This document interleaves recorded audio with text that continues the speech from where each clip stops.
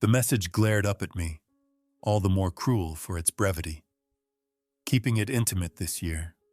Just immediate family. Hope you understand. I sat back, letting the phone fall against my thigh. My thumbprint lingered as a smudge on the black glass, a faint arc against its cold perfection. The sender was my son, Daniel, but the phrasing had Kayla's gentle evasiveness. I could see her sitting at the bar stool by the kitchen island, legs crossed just so, her manicured hand resting on Daniel's. They would have rehearsed the wording together, refining it like the script for a polite hostage video. Before we continue, please subscribe. It helps this reach someone who needs it. I stared at the screen until the words bled into abstraction, then set the phone down next to the day's stack of evidence that my usefulness in this world was receding.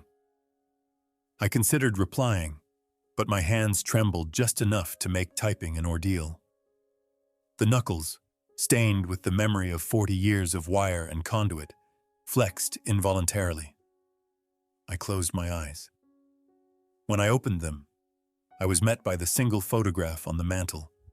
Daniel in cap and gown, one arm looped around Kayla's waist, the other raised in victory. I could almost hear the echo of the flash, the perfunctory cheer from the distant relatives who'd already begun checking their watches.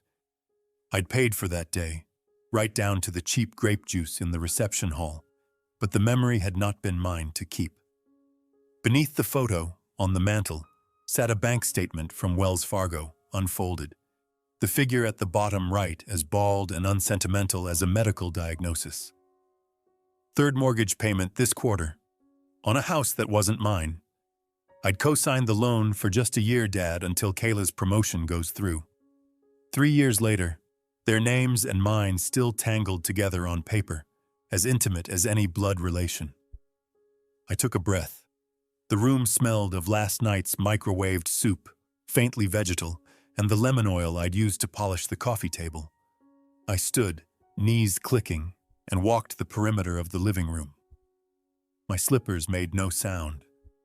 I realigned a coaster on the end table, adjusted the curtains so the hem hung perfectly parallel to the baseboard heater, then sat again, pulling the fleece throw over my lap. Through the picture window, the neighbor's house was lit up with early holiday cheer, icicle lights along the eaves, blow-mold reindeer, a resin nativity scene staked into ground that had already started to freeze. The window pane doubled the scene, and in the glass I caught my own reflection, spectral and vague, the face overlaid on twinkling plastic and cold electric snow. It was easier to focus on the yard, the neat lines I'd mowed just before the first frost, than to look myself in the eye. My phone vibrated again, softer this time, like a cat purring against my leg. Another text, perhaps, or a reminder. My hand hesitated before reaching for it. It was Daniel again. A second message, more blunt than the first. "We're just trying to avoid any drama, okay?" Drama. The word caught in my throat. I had not raised my voice in years. Not at work, not with neighbors, not even when Daniel called to announce, after a 6-month silence, that he'd married Kayla in a private ceremony at City Hall because it was just easier that way. When the baby came, I was the one to drive 3 hours with a box of diapers and a lasagna, not the other way around. When the hot water tank failed in their starter home, it was my Sunday they borrowed, not hers. I was the man who solved problems, quietly, with a minimum of fuss. If there was drama, it had always belonged to others. I read the message again. This time, I laughed, a low, dry cough that vibrated more than the phone ever could. The sound startled even me, so foreign it belonged to a stranger hiding in my mouth. I set the phone down with a deliberate, gentle motion, then looked again at the photograph, its cheap glass already fogged with the slow creep of dust. My hands shook more now, but I made myself stare at the numbers on the bank statement, daring them to blink first. I'd co-signed for Daniel, And in doing so, I'd bound myself to every shortcoming and missed payment, every late-night Amazon binge, every dollar spent on delivery, because Kayla couldn't even with cooking after work. They were not bad kids. No one is at first. But 3 years on, the only thing I'd earned was a monthly debit and the privilege of being cut out for my own good. The phone stayed silent.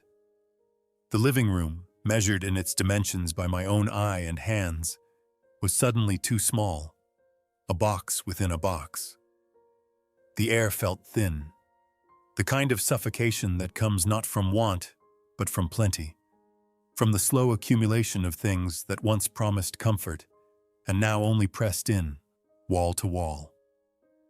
I looked out again at the neighbor's house. The mother, Alvarez, if I remembered right, was hauling a plastic tub of decorations up the stoop, her arms steady despite her size. 2 small children followed, each carrying a single silver ornament, faces lit with the possibility of magic. There was shouting, laughter. A dog barked, a front door banged, and for a moment the whole tableau seemed to vibrate with meaning, a Morse code of love and irritation and simple, raw togetherness. I wanted to believe that was still possible, that some rooms could be rewired, old circuits repaired instead of ripped out and replaced. But the message from Daniel and Kayla hung in the air, heavy as ozone before a storm, and I sat with it, unmoving, letting the silence settle back around me. In the living room's perfect geometry, I reached for the remote and turned on the TV, not for noise or comfort, but because it was the only power I had left in the moment, to decide, at least, what played on my own screen. The snow outside thickened, and the world contracted to a rectangle of light and a chair indented by my own weight, the only proof left that I had once belonged here too. Hours moved strangely after that. They pooled in the corners of the house and froze there, each minute refusing to thaw into the next. The television played through 2 local newscasts and a rerun of Wheel of Fortune before I noticed I hadn't changed the channel, or even really watched. The room grew colder, despite the furnace's best efforts, and the fleece blanket over my lap now felt less like comfort and more like the indifferent weight of a lead apron. The phone, demoted from hope to threat, sat silent on the table.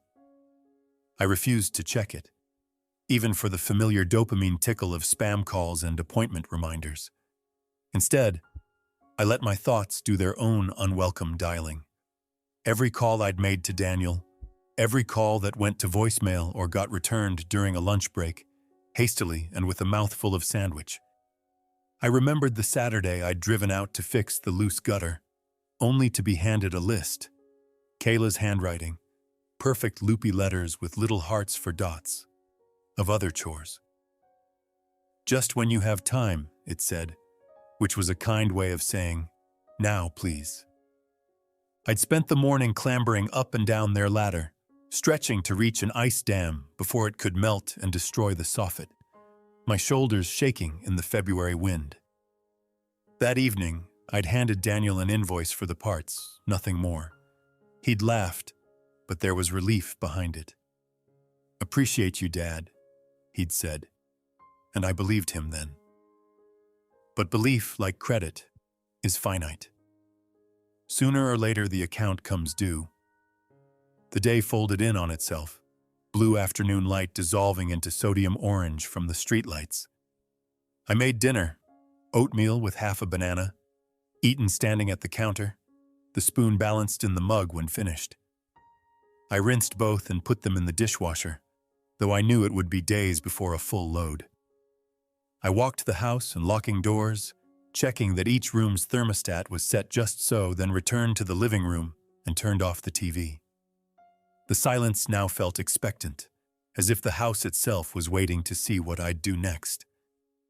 It happened without warning, the squeeze in my chest, as sharp and deep as a blow. For a terrifying moment, I thought it was my heart, the same failure that had claimed my own father, alone at a workbench, the soldering iron falling from his hand and searing a black mark into the pine. I put a palm to my sternum and waited for the pain to pass, counting backward from 10 as if the numbers were rungs on a ladder out of panic. It faded, but did not disappear.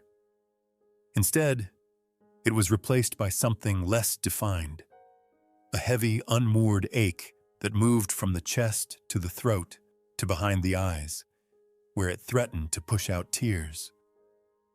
I stood in the center of the living room, one hand braced on the edge of the recliner, and let it rise. The first sob startled me. It had been years since I'd made such a sound, and it came out raw, almost animal. The second followed, and then more, until my nose ran and my vision blurred and I sank into the chair, not because I wanted to, but because my knees could no longer bear the truth of my own body. When I could finally see again, the room was different. The TV was off, and in the reflection of the window I saw not just my own form, but the lights of Mrs. Alvarez's porch across the street. The old woman's house was a patchwork of illuminated windows, each one glowing gold or blue or green as she swapped through her collection of dollar store LED candles.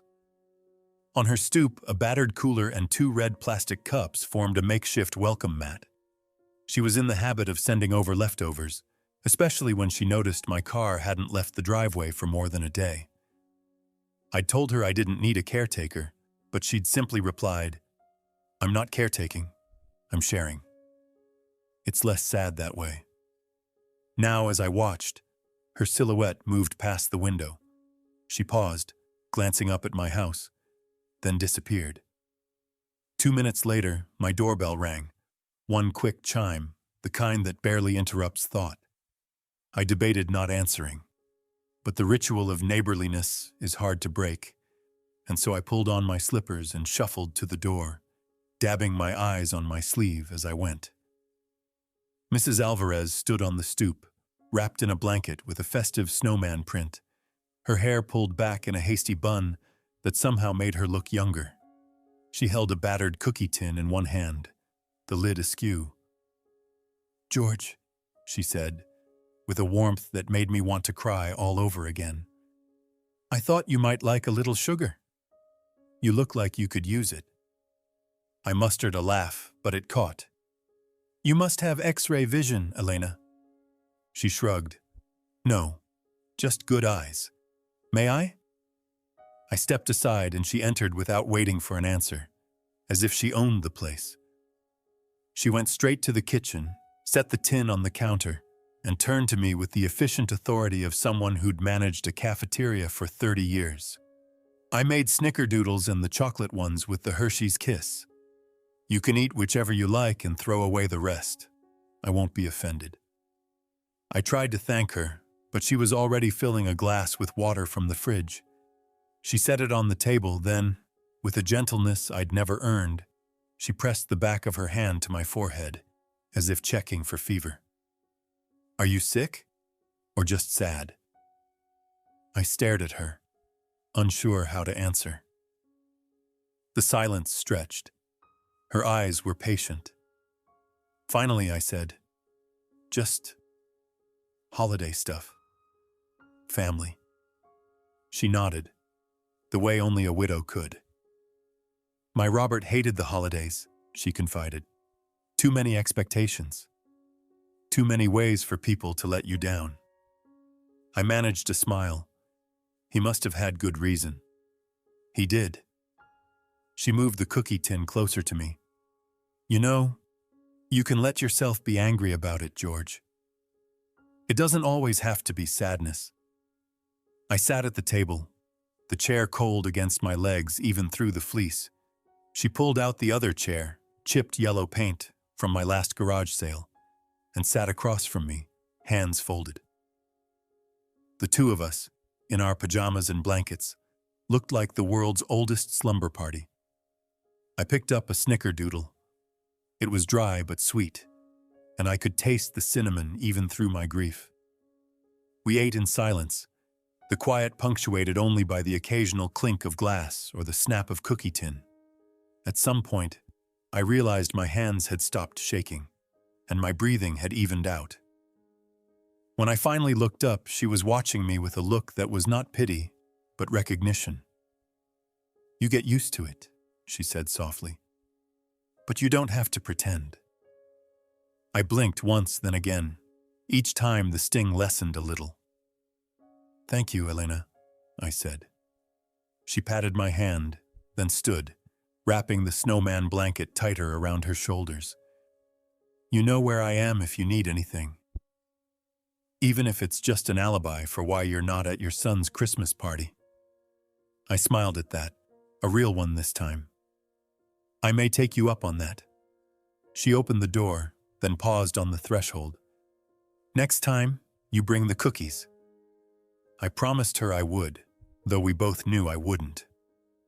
After she left, I sat at the table, the cookie tin still warm, and let myself feel both the sorrow and the comfort. It was less than I wanted, but more than I deserved, and for the moment, it was enough. By morning, the storm had migrated from my chest to my hands. I woke with my fists clenched, fingernails half-mooned into the pads, a tension that refused to release even after 2 mugs of coffee and the inevitable Advil. It was a workday, technically, but the call to maintenance was light this time of year. My phone buzzed only once, a neighbor 2 streets over wanting me to look at a flickering hallway bulb. I ignored it.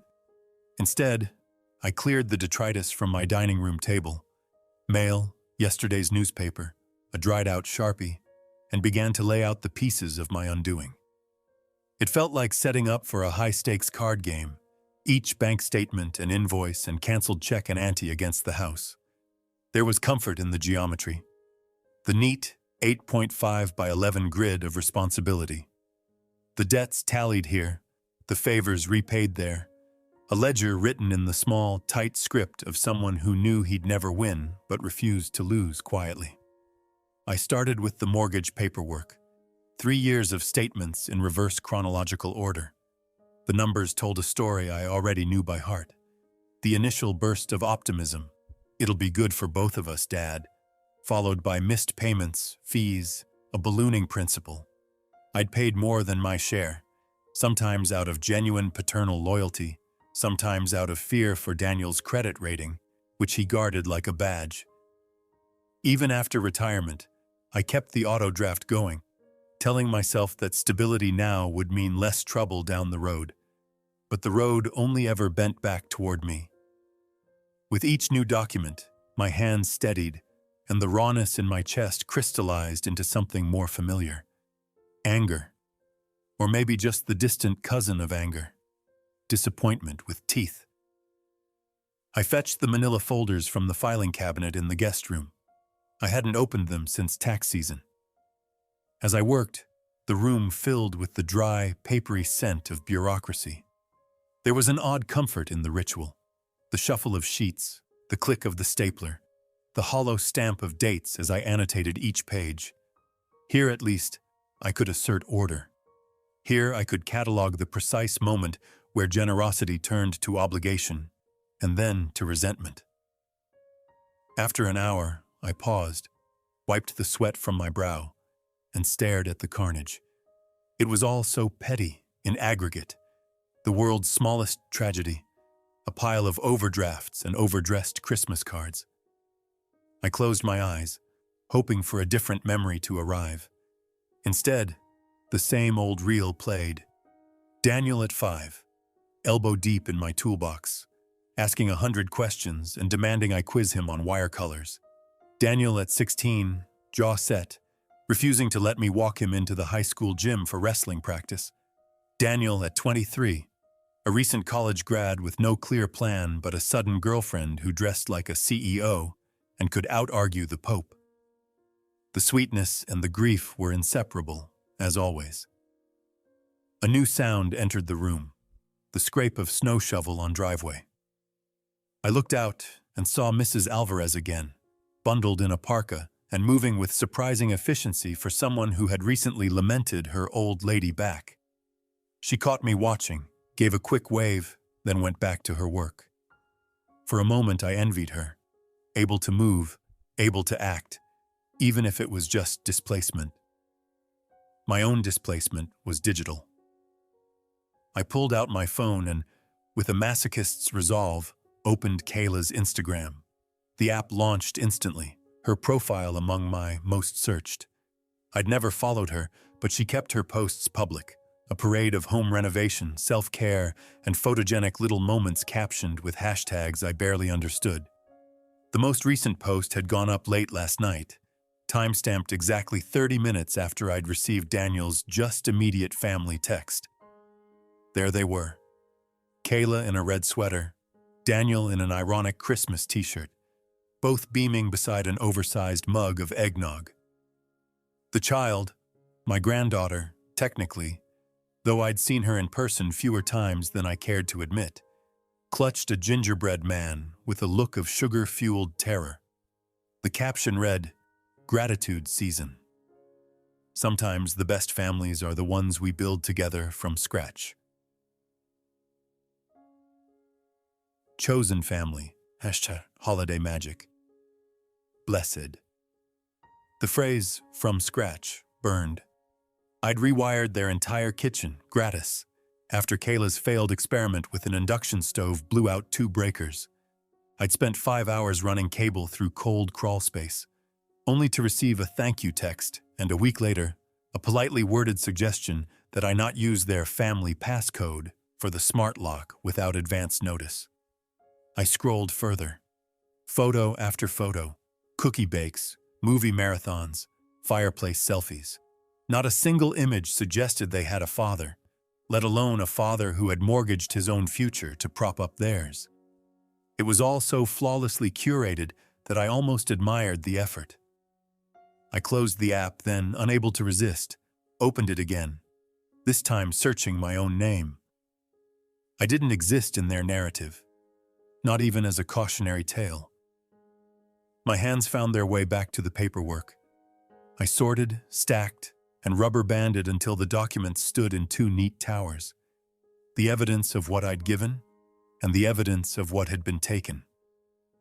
I had no plan, not yet, but the weight of the folders in my lap was strangely comforting, like ballast. It was nearly noon by the time I finished. The sun had risen, but it gave no heat, just a harsh white glare off the neighbor's car. I stood, stretched, and carried the folders to the living room, placing them squarely on the coffee table in front of the photo of Daniel and Kayla, now slightly askew in its frame. I straightened the photo, then sat opposite it, the two of us staring at one another like combatants at a chessboard. For the first time since the night before, I felt calm. The sadness was not gone, but I'd learned, long ago, how to set aside a live wire until it cooled. I picked up the folders, stacked them precisely, and went to the kitchen to make myself another cup of coffee. As the Keurig groaned and spit, I thought about what Mrs. Alvarez had said, about letting myself be angry. Maybe that was what came next. I took my coffee back to the table, sat, and began to read through the folders, this time with a pen in hand. Each annotation, each underlined date or circled charge felt like a small assertion of control, a way to wire my own heartbreak into something that could bear a current, or maybe just ground it safely. The day drifted past, the hours organizing themselves around the task at hand. When the light finally faded, I closed the last folder, stacked them both, and placed them beside the laptop. I opened the laptop, navigated to my email, and after only a brief hesitation, composed a draft. Subject: holiday plans. I did not write it yet, but the blank space was its own kind of promise. I closed the laptop, returned to the living room, and let the darkness fill in around me. The silence was less oppressive now, more like insulation, something I could work with, something that might yet hold. 2 days later, I found myself riding the elevator to the 14th floor of a glass and steel box downtown, the kind of building whose lobby smelled faintly of citrus, LED screens, and anxiety. I dressed for the occasion, button-down shirt, clean jeans, boots buffed to something approaching new. The folders rode in my canvas tote, their weight pulling the strap tight across my shoulder. I rehearsed what I would say, the careful, technical language of finance and obligation. The elevator pinged, and the doors opened into a corridor of tastefully bland artwork and muted carpeting.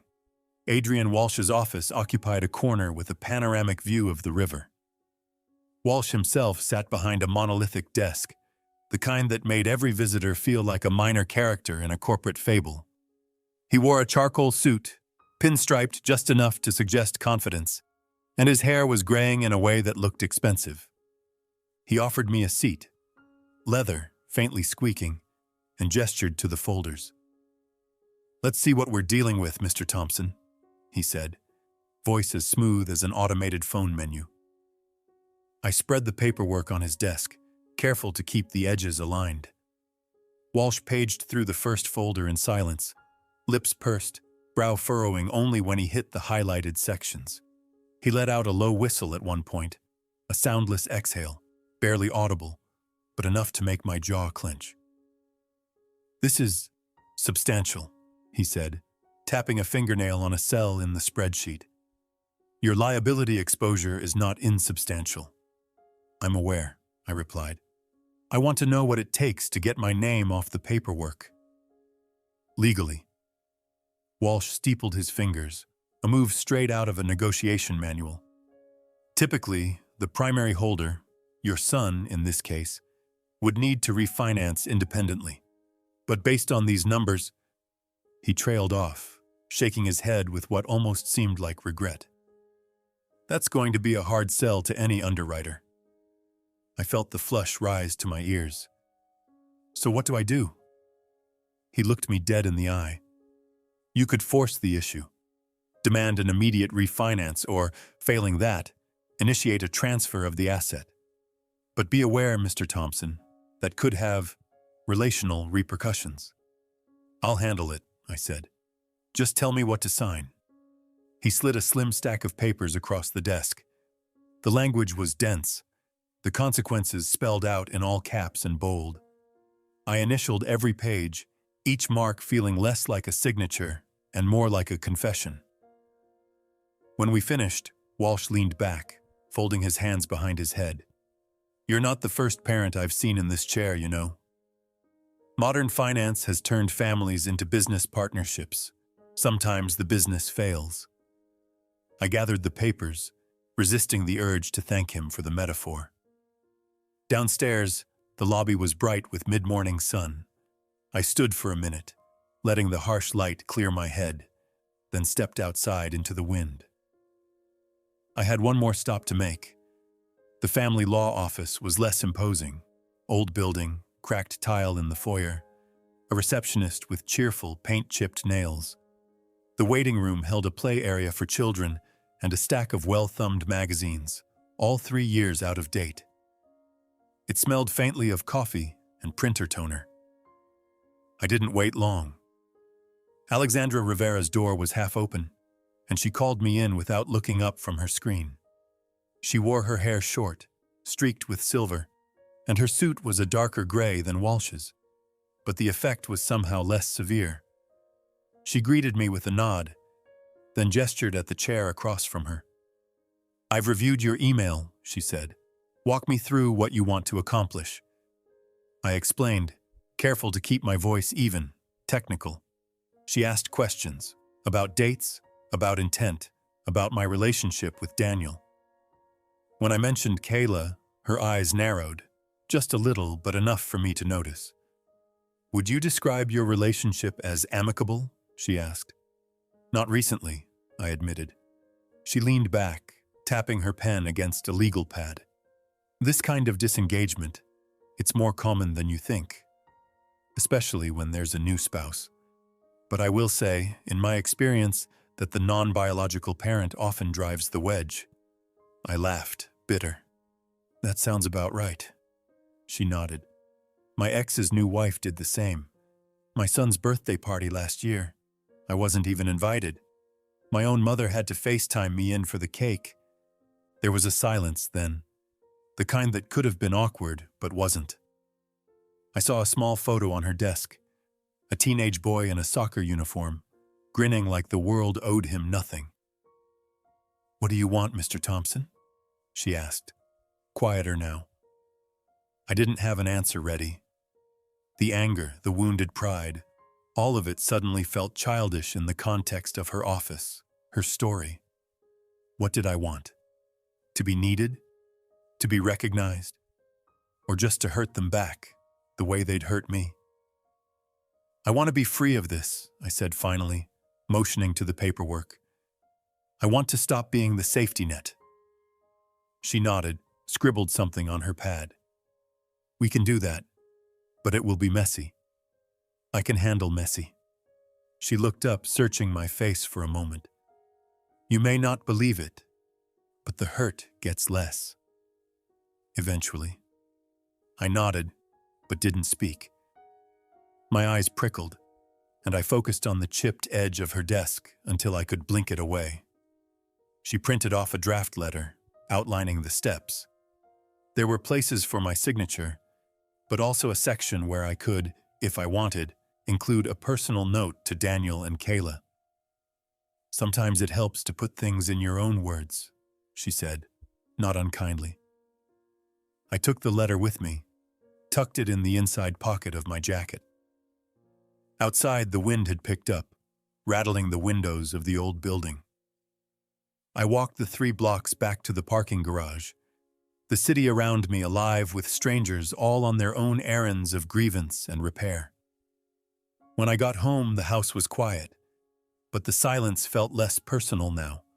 It was just a house, waiting for its owner to decide what to do with it.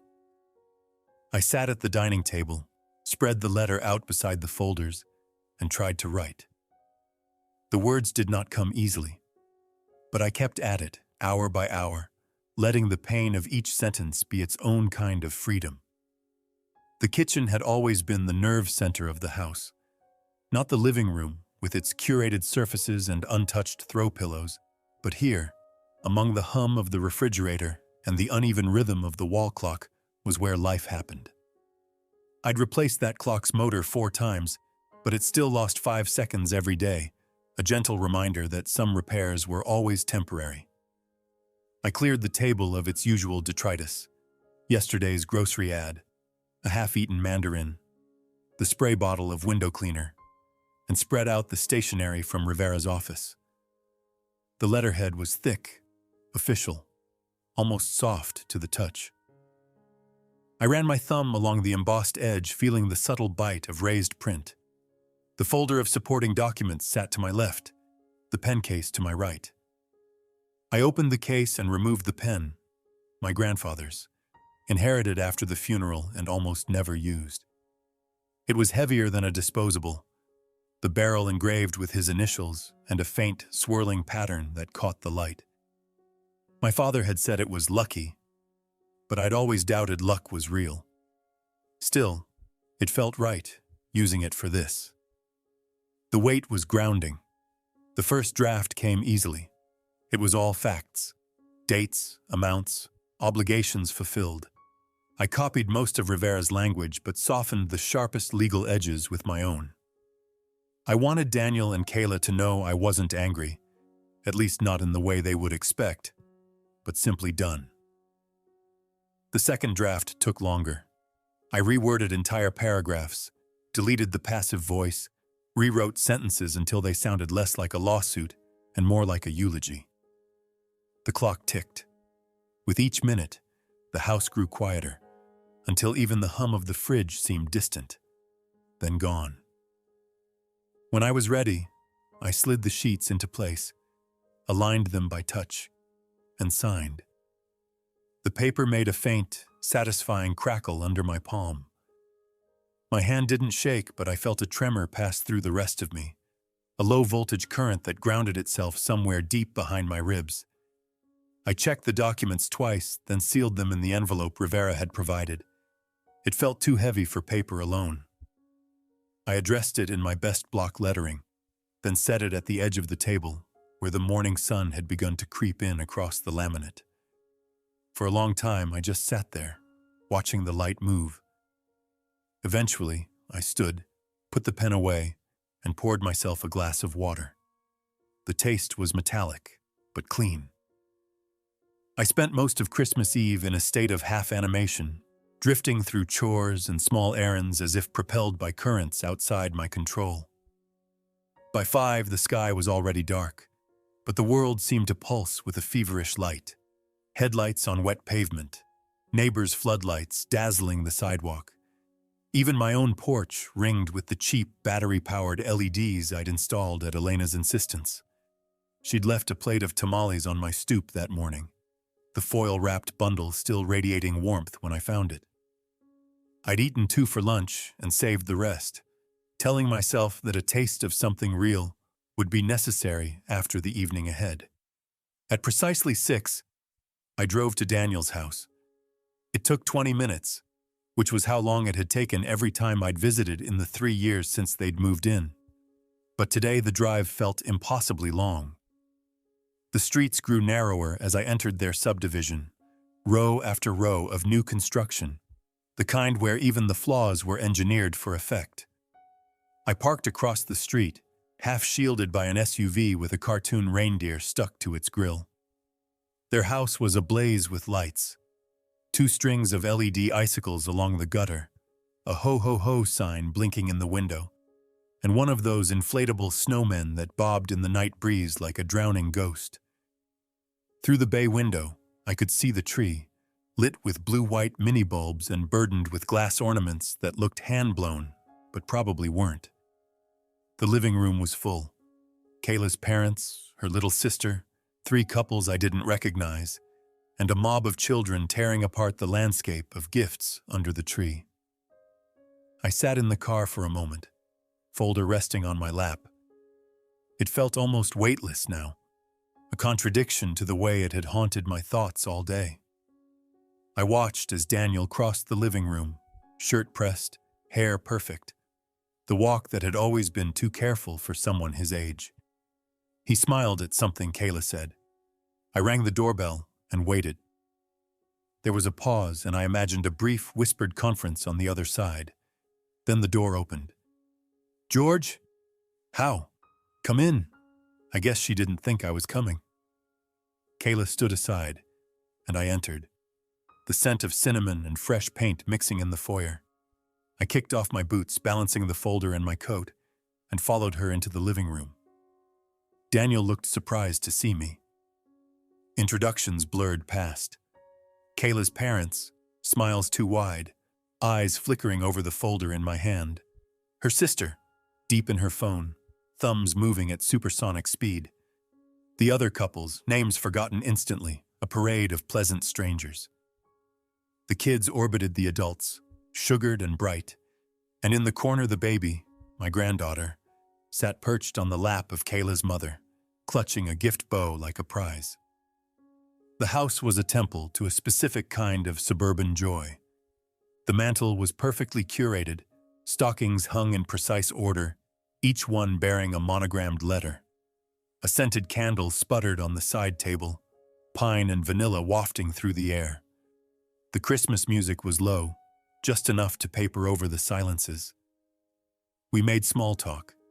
She asked about my holiday, about Elena's cookies, so sweet of her to look out for you, about whether I had plans for New Year's. I answered in monosyllables, letting the conversation flow over me. After an hour, dinner was served. The table was enormous, imported from somewhere, with a faux antique finish and matching chairs. I ended up seated between Daniel and a man I didn't know, who spent most of the meal talking about his plans for a backyard ice rink. Daniel asked polite questions, laughed at the right moments, but his attention drifted often to Kayla and their daughter, the nucleus of the gathering. I caught him looking at me only once. His expression was guarded, uncertain. I wondered what he saw. A father, a ghost, or just a problem waiting to be solved. The meal ended with a toast. Kayla stood, glass of Prosecco held high, and called for quiet. "I just want to say how grateful I am for everyone we invited," she said, voice carrying over the din. We're so lucky to have family and to build new traditions. So, cheers to new family. The word hit me like a blow. I raised my glass, careful not to meet anyone's eyes, and sipped. For a moment after I placed the folder on the table, no one moved. The party's soundtrack, Bing Crosby, distant and scratchy, burbled on, but the air was so dense you could almost see it vibrating. Kayla's laughter dried up mid-sentence. The children slowed their orbit, sensing an atmospheric shift they could not name. I'd left the folder closed, not wanting a spectacle. But it didn't matter. Curiosity and discomfort have always been siblings. Kayla's mother reached for it first, eyes darting to mine, then away. She opened the folder, scanned the top page, and passed it down the table with the silent urgency of a hot potato. Within a minute, the adults were all reading in turn. The mortgage statements, the highlighted payments, the notarized letter from Rivera's office. No one spoke. Kayla's face went through a progression of colors. First pale, then an angry flush that started at her neck and climbed to her ears. Daniel kept his jaw set, teeth grinding so visibly that I half expected to see the muscle jump in his cheek. The room's temperature dropped, even as the candle on the mantel flickered and danced. Finally, Kayla said, "I don't understand. Are you doing this on Christmas?" I nodded, keeping my voice level. "It's the only time I was guaranteed to see you both together."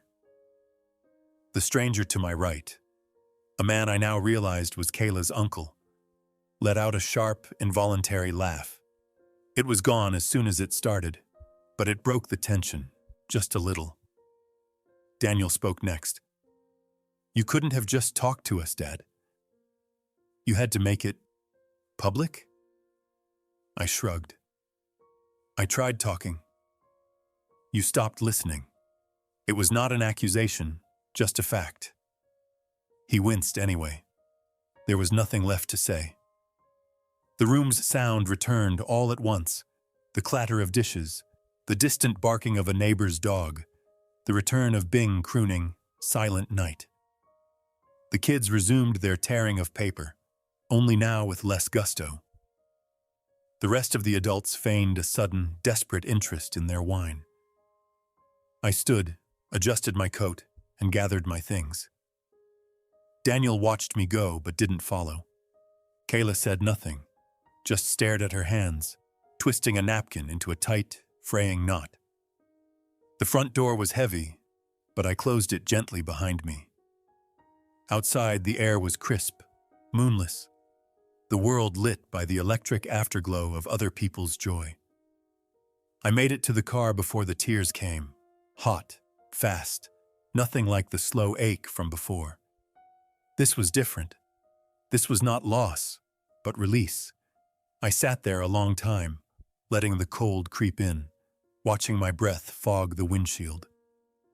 When I finally turned the key, the engine started on the first try, and for the first time in years, I let myself believe that some things might still work, even after you stop feeding them. The days after Christmas blurred together, a stretch of gray mornings and early darkness punctuated by the errands of survival. Groceries, oil changes, picking up packages that arrived late from the postal depot. The world moved on, as it always does, but I felt newly hollowed, stripped down to the bones of routine. Yet, in the spaces where hurt had lived, something else crept in, a kind of restlessness, restless because it wanted to be useful. The week after New Year's, Elena called. The GFCI in her kitchen was tripping the whole circuit, and could I look at it? I walked over after breakfast, tool bag in hand, and found her already halfway through prepping the dough for her Sunday empanadas. The kitchen was warm, crowded with the smell of yeast and pork. She talked as she worked, about her daughter in San Diego, about the stray cat who'd adopted her porch, and I fixed the outlet without fanfare, the muscle memory intact. She paid me in 3 cookies and a conspiratorial wink, and that afternoon, she left a Tupperware of stew on my doorstep, the handwriting on the label blocky and cheerful. You need feeding too." Word must have spread, because soon the neighborhood's small requests began to trickle in. Mrs. Lindstrom, 2 doors down, needed help with her porch light. The old man with the red Subaru wanted a second set of hands to hang new shelves in his garage. None of them offered money, and I never asked. Each time I left a house, I carried home something edible, a baggie of brownies, a half loaf of banana bread, once even a 6-pack of cheap beer. The work kept my hands busy and my mind from doubling back on itself. In the evenings, I'd sit at the kitchen table with a crossword and nurse a single beer, or sometimes just water. The urge to check up on Daniel, his social media, the refinance status, lingered, but each day I waited, the compulsion faded. I'd written my part of the story. It was up to him to decide what came next. Sunday evenings at Elena's became a ritual.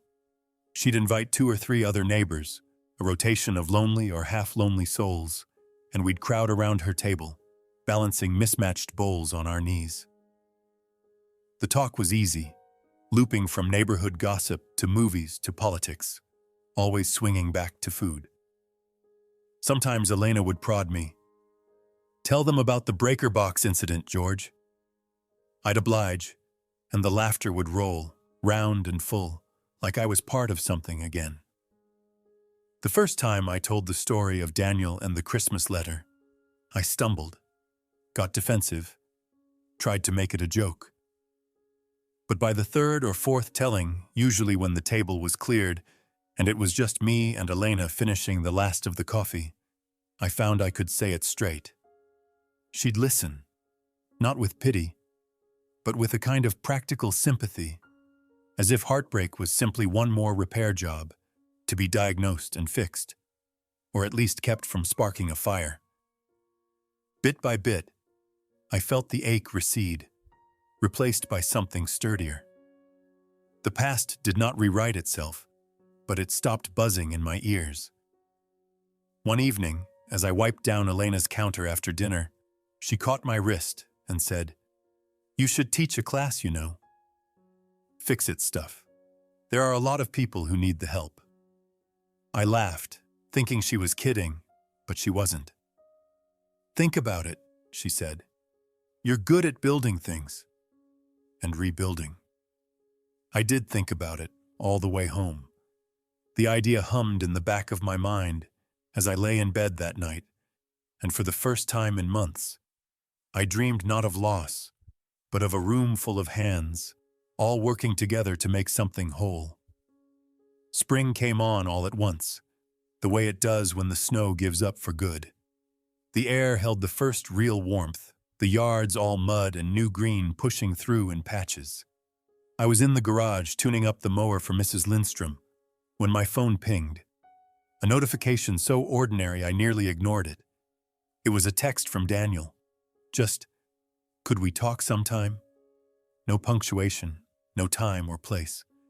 I stared at the words until they seemed to vibrate. My heart thudded. I tried to read between the lines, to gauge the mood from the thinness of the text. Was he angry? Penitent? Was this about the house or about everything else?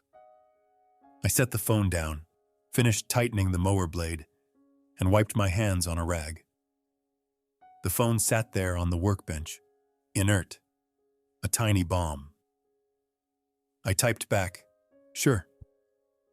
Name a place." The reply came an hour later. "That old diner off Main? Tomorrow?" "Tomorrow works," I typed. I cleaned up the garage, but the familiar satisfaction didn't come. That night, I barely slept. I played and replayed every word I might say and every possible answer he could give. By morning, I was wound tight as a new coil, and every hour until the meeting ticked by too slowly, then all at once. The diner was exactly as I remembered. Fluorescent lights, cracked vinyl booths, a counter lined with empty stools, all rendered in faded beige and egg yolk yellow. A man behind the counter wiped mugs with a rag that looked older than both of us combined. I arrived 15 minutes early, sat by the window, and ordered a black coffee. The waitress poured it before I'd finished asking. Outside, the trees just rattled in the wind, their new buds not yet strong enough to hold against the gusts. I watched the door, hands folded tight, willing myself not to fidget. Daniel was 10 minutes late. When he came in, I almost didn't recognize him. His hair was longer than before, a few days past needing a trim, and the stubble on his chin looked less like fashion and more like neglect. He wore a navy windbreaker and jeans, and his eyes had the sunken look of someone who'd gotten used to bad news. He saw me and gave a brief nod, then walked over, sliding into the booth opposite. "Hey, Dad," he said. His voice was soft, like he'd spent the morning not talking to anyone. "Hey." I didn't trust myself to say more. He flagged down the waitress, ordered coffee and nothing else, then sat in silence while she filled his cup. He took a sip, winced at the heat, set the cup down, and finally looked at me. "I'm sorry about Christmas," he said, after a long exhale. "That wasn't fair. I shouldn't have. I should have invited you." The words landed heavy, but not as heavy as I'd expected. Maybe because I'd replayed them so many times in my head. "It hurt," I said. "You didn't have to keep me away." He nodded, staring at his hands. "I know. It was stupid. I was stupid." The word hung there, like a scab not yet ready to be picked. He started again. "I was just..." He shook his head. "I felt like you were always watching, waiting for me to mess up. Like I couldn't do anything without you fixing it." I wrapped my fingers around my mug. The porcelain was hot, grounding. "That's not what I wanted, Daniel." "I know," he said quickly, too quickly. "But it felt that way. And then Kayla got stressed, and I wanted to make her happy, and it was like, if I kept you out, maybe I'd finally be in charge of my own life." He laughed, short and bitter. "But I just made everything worse." I looked at him, really looked. The man across from me was still my son, but he was something else too. Older, weathered, less sure of himself than he'd ever admit. "It doesn't have to be all or nothing," I said. "You can ask for help without making it my job to save you." He nodded again, and this time I believed he heard me. There was a long, companionable silence. The waitress refilled our cups and we let her. Daniel added sugar, stirred it until the spoon rattled against the ceramic. "I talked to the bank," he said. "The refi's going to be rough, but we'll get through it. We'll figure something out." "I know you will." He looked up. "I mean it. I'm not going to ask you to fix it." I managed a smile. "I wouldn't say yes even if you did." He smiled too, the first time in months, maybe years. "Yeah, I know." We finished our coffee. The talk shifted to smaller things. His work, the house, Kayla's new job, the baby, walking now, already getting into everything. It was stilted at first, but eased with each refilled cup. When the check came, I reached for it. Daniel was faster. "Let me," he said. "I owe you that much." He slid a 10 and a 5 under the edge of the bill. "You still tip too much," I said, and he grinned. "Learned from the best," he said. We walked out together. The wind had died down, the air warmer than before. At the curb, we hesitated, hands in our pockets, two men with too much history to hug. "Thanks for meeting me, Dad," he said. "Really?" I clapped him on the shoulder. "Anytime, Daniel." He walked away, hands deep in his jacket, head down, but steps lighter than when he arrived. I stood for a while, watching until he turned the corner. Outside, the buds on the trees looked sturdier now, like they'd finally decided to stay. I walked back to the car slow, feeling the edges of myself for cracks. There was relief, sure, but it was smaller than the ache I'd expected, like an old filling that had finally fallen out. I flexed my hands on the steering wheel, remembered Daniel's, the way his grip had changed over the years, from tiny and trusting to stubborn and slippery, now something like equal. The next few days, I caught myself replaying the meeting, scanning for tells or hidden meanings, but mostly what I saw was my own reflection in the diner window, older than I'd realized, looking back at the son who'd always been a step ahead or behind, never quite beside me until now. That night, I called Elena to tell her how it went. She listened, asked a few sharp questions, then said, "So, you think you can fix it?" I laughed, honest for the first time in a while. "I think it's not broken anymore, just needs rewiring." She snorted. "Story of all our lives, huh?" I agreed, and when we hung up, I felt the wall around my chest loosen just a little, enough to let the warmth in for however long it lasted. By June, my garage looked more like a workshop than a place to store old paint cans and spare bags of ice melt. I'd rearranged the shelving, bought a new vise, and strung a pegboard with every tool I could still trust my hands to use. Word had gotten out that I was fixing things for free. Anything electric, mostly, but sometimes a leaky faucet or a broken window latch. And most days I had 2 or 3 jobs lined up by breakfast. It felt good, the rhythm of it. Not just the solving of problems, but the parade of people. Neighbors I'd never spoken to before. Teenagers who needed phone chargers soldered. Even the odd delivery guy whose van door wouldn't close right. The payment was always the same. Cookies, sandwiches, coffee, a bottle of cheap wine. I took it all. One Saturday, Elena invited the whole block to her backyard for a barbecue. She'd painted her picnic tables bright blue and strung lights from the fence posts, the bulbs glowing soft and gold as the evening wore on. The air was thick with the smell of grilled meat and the high, sweet voices of kids running barefoot in the grass. People asked about my repairs. I told stories. The switch that almost set my eyebrows on fire. The ancient doorbell that rang out a hymn instead of a ding-dong. I told the truth about Daniel, too, and about the Christmas that wasn't, and the letter, and what had come after. No one judged, or if they did, it didn't matter. Most nodded, said, "Yeah, families are like that," or "I know how it goes."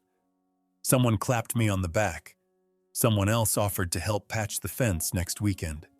Even the couple from 3 houses down, the ones who'd once glared when I ran the snowblower too early, listened and smiled, arms around each other. As dusk fell, Elena raised her cup and toasted to all the things that still work and to the people who keep them working. I laughed, lifted my own, and for the first time in a year, the sound didn't catch in my throat. That night, walking home under the streetlights, I felt like I'd been remade, all the same parts, but wired together with more care this time. I slept with the windows open. I dreamed of nothing. 12 months to the day since I'd last stood on that porch, I found myself stringing lights along the eaves of my own house. Half the bulbs mismatched, more than a few flickering, but it looked fine to me. I'd made a wreath out of wire scraps and old extension cords, hot glued with bits of pine cone and the odd candy cane. On the living room window, I taped up a sign that read, "Neighborhood Open House, all welcome." The letters cut out by hand and slightly crooked. Inside, the table was set for 12, the fold-out leaves stretched to their limit and patched with plywood. The plates didn't match, but every setting had a napkin, and every napkin had a fork and spoon polished until it shone. The kitchen counter was crowded with covered dishes. Elena's pozole, the Lindstrom's pickled herring, Mrs. Alvarez's famous empanadas, 2 pies from the young couple who'd just moved in. As the sun dropped, people trickled in. Shoes piled in the entryway. Laughter bounced off the low ceilings. Someone's child spilled a cup of juice and cried, and 5 adults converged with towels and jokes until he was laughing again. I hovered by the kitchen, pouring coffee, running the dishwasher between courses, fixing a loose cabinet door when no one was looking. It wasn't what I'd imagined Christmas would be when I was younger, but it was better than any I remembered. Near 7, the doorbell rang, just once, crisp and certain. I wiped my hands and opened the door. Daniel stood there in a dark sweater and clean-shaven, Kayla beside him with a tray of cookies, and their daughter, now a little older, her hair tied up with a sparkly ribbon, clutching a folded piece of cardstock. Daniel started to speak, stopped, then handed me the card. On the front it said, "Merry Christmas, Grandpa," in magic marker and shaky block letters. Inside, in Daniel's handwriting, "Hope you have room for 3 more." I blinked. The kitchen was suddenly very warm, and the knot in my throat wouldn't budge. I stepped back, waving them in. Kayla's smile was soft, tentative but real. The girl looked up at me and said, "Is it okay if we come in?" "It's more than okay," I said, and my voice broke. I showed them to the table, introduced them around. The food kept coming. The laughter got louder. Elena brought out a flask and poured a shot into every cup, insisting on a toast to the fixer of all things and to the things that never stay broken. I raised my glass, surrounded by friends and family, and for the first time in years, I was grateful for everything I had and everything I had lost. The table was crowded and bright. My house glowed from the inside out, and for once I didn't think about what was missing. I just listened to the buzz of voices and let it carry me through the night. If any of this rings true, subscribe and leave one sentence, the boundary you'll set this week.